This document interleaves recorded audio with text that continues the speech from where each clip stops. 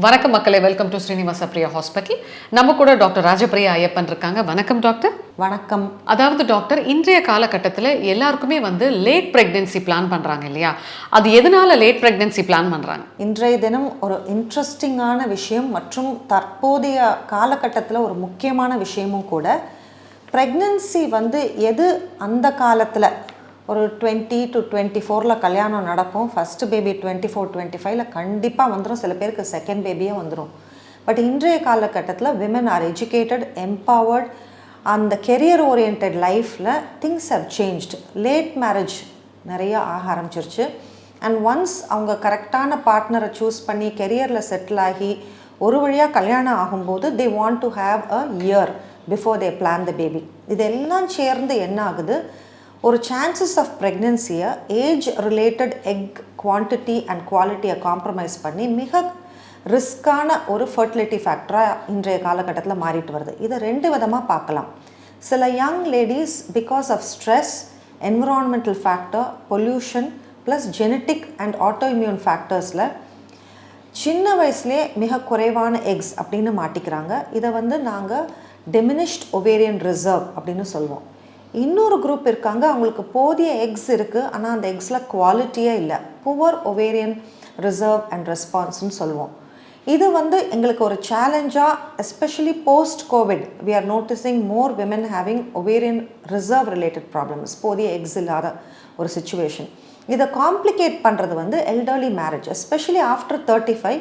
பொதுவாகவே எக்ஸோட quality and quantity ரொம்ப காம்ப்ரமைஸில் இருக்கும். அவங்களாம் டெஸ்ட் டியூப் பேபி ப்ரோக்ராம் பண்ணால் கூட ரிசல்ட்ஸ் அவ்வளோ ஆப்டிமலாக இருக்காது. ஸோ உரிய ஏஜில் ஒரு குழந்தை பெற்றுக்கிறது எவ்வளவு முக்கியம், அதுதான் நம்மளுடைய இந்திய பாரம்பரியமே. அதை நம்ம சேஞ்ச் பண்ணி வெஸ்டர்னைஸ் ஆகிட்டு லேட் மேரேஜ் பண்ண ஃபர்டிலிட்டி ப்ராப்ளம் இன்க்ரீஸ் ஆகிட்டே வருது.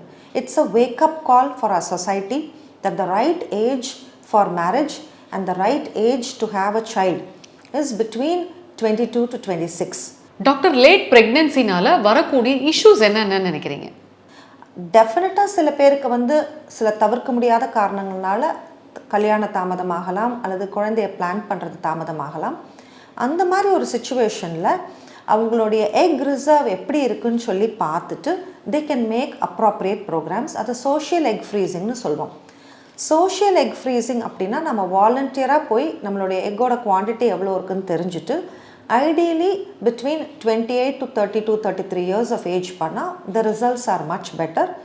Egg freezing is currently an established program. But குறைந்தது 15 முதல் 20 முட்டைகளை நாம் உரைய வச்சாதான் குழந்தை வரத்துக்கான சாத்தியங்களை அது ஒரு குட் சக்ஸஸ் ரேட் ப்ரோக்ராமுக்கு வரும். இதை நம்ம உணர்ந்துக்கணும்.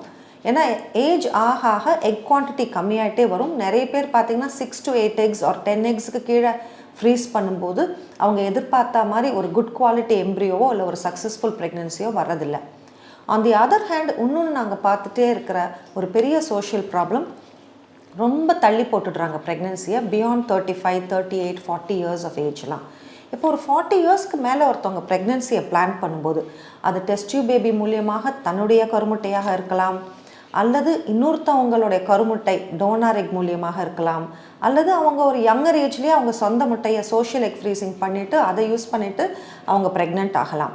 பட் எல்டர்லி ஏஜ்ன்றது எல்டர்லி ஏஜ் தான். அப்படிப்பட்டவங்களுக்கு பிபி வரலாம், டயபெட்டிஸ் வர வாய்ப்பு இருக்குது, மற்றும் அந்த நஞ்சு சரியாக குழந்தைய பராமரித்து ஒரு proper weight gain, proper healthy பேபியாக கொடுக்கறதுல ரிஸ்க் இருக்கலாம். குழந்தைக்கு குறைபாடு வரலாம். முக்கியமாக அந்த ப்ரெக்னென்சியே ஹை ரிஸ்க் ப்ரெக்னென்சி கேரில் போகலாம். ஏர்லி பர்த், ப்ரீடம் பர்த் சொல்லி குழந்தை நிக்குக்குள்ளே போயிட்டு அவங்களுடைய செலவுகளை பன்மடங்கு அதிகமாக்கலாம். So it is time for us to think, நாமளாக என் குழந்தையின்மையை எங்கே உருவாக்கிக்கிட்டு இருக்கோம். Why not plan marriage on time, plan the baby on time and have healthy mothers and healthy babies. This is food for thought. இது எல்லாருக்கும் apply ஆகணும்ட்டு இல்லை. டெஃபினட்டாக career is important, a women's identity is important. எங்கெல்லாம் சாத்தியமோ நம்ம பிடிவாதமாக கல்யாணத்தையும் குழந்தையும் தள்ளி போடுறத நம்ம யோசிக்க ஆரம்பிக்கணும். ஏன்னா இயற்கை ஒரு பர்டிகுலர் லைனில் நமக்கு ஒரு கைட்லைன் கொடுத்துருக்கு. இயற்கையை ஒட்டி போகும்போது வெற்றி வாய்ப்புகள் அனைத்துமே அதிகமே. இயற்கையை எதிர்த்து நாம் ப்ராப்ளம்ஸ் க்ரியேட் பண்ணும்போது நம்மளுடைய ரிசல்ட்ஸ் எல்லாமே டிஃப்ரெண்ட்டாக இருக்கலாம். So let us start thinking how to preserve and protect our fertility, and how to get the best out of our own body by taking right decisions at the right time. Doctor, பொதுவாக பார்த்தீங்கன்னா மக்கள் மத்தியில் ஒரு பயம் இருக்குது. Late ப்ரெக்னென்சியால் ஃபிசிக்கலியோ இல்லை மென்டலியோ disabled kids பிறக்கும்ன்றாங்களே, இது உண்மையா? டெஃபினட்டாக எல்டர்லி ப்ரெக்னென்சின்னு சொல்லுவோம். someone gets pregnant after 35 years of age, the risk of genetic problems in the baby and certain defects in the baby is very high. And இந்த இதை என்னதான் நம்ம டெக்னாலஜி மூலியமாக ஃபீட்டல் மெடிசன் மூலியமாக கண்டுபிடிச்சாலும் சர்டன் திங்ஸ் வந்து ஸ்கேனில் தெரியாது. நிறைய பேர் நினச்சிக்கிறது ஸ்கேன் நல்லா இருக்குன்னா எல்லாம் நல்லா இருக்கும்ன்ட்டு. ஸ்பெஷல் சென்சஸ் எப்படி ஃபங்க்ஷன் ஆகுது மற்றும் அந்த குழந்தையோட மூளையோட வளர்ச்சி எப்படி இருக்குன்றது குழந்தை பிறந்து மைல்ஸ்டோன்ஸ் வரும்போது தான் தெரியும்.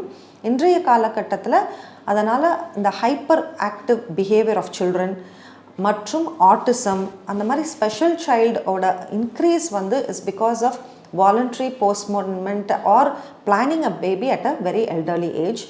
So it is like a dual risk. தாய்க்கும் வந்து காம்ப்ளிகேஷன்ஸ் நிறைய வரலாம் பிரசவத்தின் போது, குழந்தைக்கும் வந்து ஒரு பூர்த்தியான ஆரோக்கிய நிலையை கொடுக்காம ஒரு காம்ப்ரமைஸில் இருக்கிறதுக்கான சான்சஸ் அதிகம். டாக்டர், இப்போ 40 வயசுக்கு மேலே வந்து நம்மளோட எக்ஸ் மெச்சூர்ட் ஆகிடும் அப்படின்னு சொல்கிறீங்க இல்லையா? அப்போ டோனர் மூலமாக வந்து நம்ம கர்ப்பப்பையிலே குழந்தை பெற்றுக்க முடியுமா? கண்டிப்பாக donor egg and husband sperms மூலியமாக கருவை உருவாக்கி அவங்களுடைய கர்ப்பப்பை ஆரோக்கியத்தை உறுதி செஞ்சுட்டு வைக்கும்போது அவங்க வந்து ஒரு யங் எக்கோட அந்த ப்ரெக்னென்சி வரதுனால எம்ப்ரியோவை பொறுத்த வரைக்கும் எம்ப்ரியோவோட குவாலிட்டி நல்லாயிருக்கும். நம்ம வந்து ஜெனட்டிக் டிஃபெக்ட் அந்த மாதிரிலாம் பயப்பட வேண்டிய அவசியம் இல்லை. பட் கர்ப்பப்பை மற்றும் கர்ப்பப்பையிலேருந்து ஓடுற ரத்த ஓட்டம் தான் அந்த கருவை காப்பாற்றி நிற மாதத்துக்கு கொண்டு வருது. There is a possibility of certain placental problems, growth related problems or low birth weight problems or prematurity. அப்படின்னா 36 வாரம் முன்னாடியே குழந்தை பிறக்கிறது. or sometimes ரொம்ப வெரி ப்ரீடம் பேபிஸ் ஒரு 24-28 வாரத்திலே குழந்தை வெளியேறதுக்கான வாய்ப்பு இருக்குது கர்ப்பப்பை பலவீனத்தினால். ரொம்ப சூப்பராக சொன்னீங்க டாக்டர். அதாவது லேட் ப்ரெக்னென்சியில் இவ்வளோ விஷயங்கள் இருக்கான்னு சொல்லிட்டு ரொம்ப அருமையான ஒரு பதிவு கொடுத்தீங்க. நன்றி டாக்டர். நன்றி.